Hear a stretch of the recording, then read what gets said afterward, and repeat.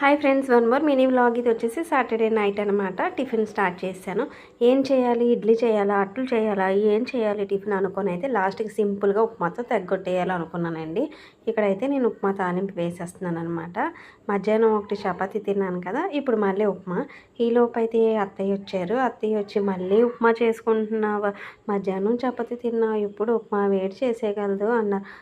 పర్వాలేదండి, ఇదైతే సింపుల్గా అయిపోద్ది కదా, వేడికే ముందే ఒక మజ్జిగ తాగేయొచ్చు అని అన్నాననమాట. ఏమంటారు మీరు కూడా? ఏం చేస్తామండి, వండుకోవడం తినడం ఇలాగా.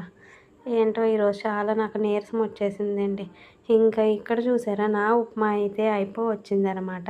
ఇక్కడ ఉప్మా అయితే ఇలా జారుగా చేసుకొని వేడివేడిగా తింటే సూపర్గా ఉంటుందండి. కాకపోతే నేనైతే వేడిగా తినలేను, చల్లగా అయిపోయిన తర్వాతే తింటాను అనమాట.